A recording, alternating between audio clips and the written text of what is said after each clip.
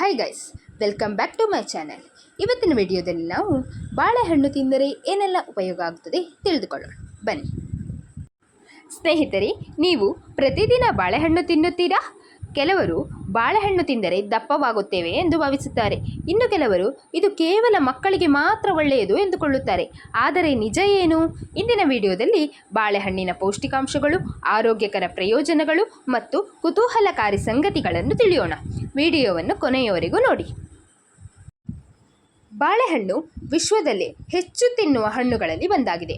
ಭಾರತವು ಬಾಳೆಹಣ್ಣಿನ ಪ್ರಮುಖ ಉತ್ಪಾದಕ ದೇಶಗಳಲ್ಲಿ ಒಂದಾಗಿದೆ.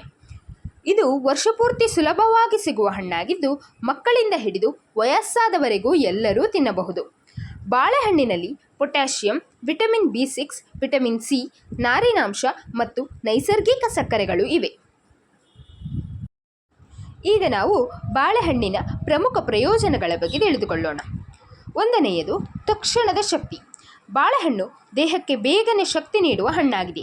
ಅದಕ್ಕಾಗಿಯೇ ಅನೇಕ ಕ್ರೀಡಾಪಟುಗಳು ವ್ಯಾಯಾಮದ ಮೊದಲು ಅಥವಾ ನಂತರ ಬಾಳೆಹಣ್ಣು ತಿನ್ನುತ್ತಾರೆ. ಎರಡನೆಯದಾಗಿ ಹೃದಯದ ಆರೋಗ್ಯ. ಇದರಲ್ಲಿರುವ ಪೊಟ್ಯಾಷಿಯಂ ಹೃದಯ ಮತ್ತು ಸ್ನಾಯುಗಳ ಸಾಮಾನ್ಯ ಕಾರ್ಯವನ್ನು ಬೆಂಬಲಿಸಲು ಸಹಾಯ ಮಾಡುತ್ತದೆ. ಮೂರನೆಯದಾಗಿ ಜೀರ್ಣಕ್ರಿಯೆ.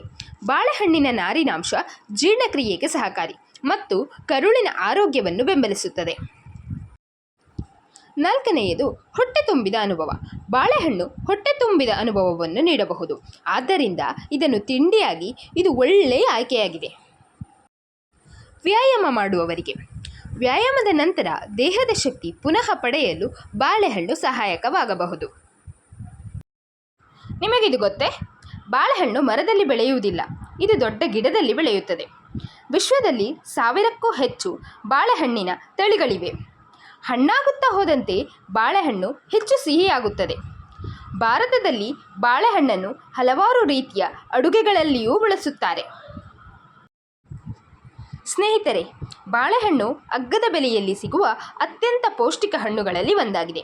ಇದನ್ನು ಸಮತೋಲಿತ ಆಹಾರದ ಭಾಗವಾಗಿ ಸೇವಿಸುವುದು ಆರೋಗ್ಯಕ್ಕೆ ಒಳ್ಳೆಯ ಆಯ್ಕೆಯಾಗಬಹುದು.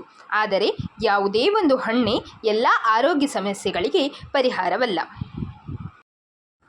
ಈ ವಿಡಿಯೋ ನಿಮಗೆ ಇಷ್ಟವಾದರೆ ಲೈಕ್ ಮಾಡಿ, ಶೇರ್ ಮಾಡಿ ಮತ್ತು ಇಂತಹ ಆರೋಗ್ಯಕರ ಮಾಹಿತಿಗಾಗಿ ನಮ್ಮ ಚಾನಲನ್ನು ಸಬ್ಸ್ಕ್ರೈಬ್ ಮಾಡಿ. ಧನ್ಯವಾದಗಳು. ಮುಂದಿನ ವಿಡಿಯೋದಲ್ಲಿ ಮತ್ತೊಂದು ಹಣ್ಣಿನ ಕುತೂಹಲಕಾರಿ ವಿಷಯದೊಂದಿಗೆ ಭೇಟಿಯಾಗೋಣ. ಧನ್ಯವಾದಗಳು.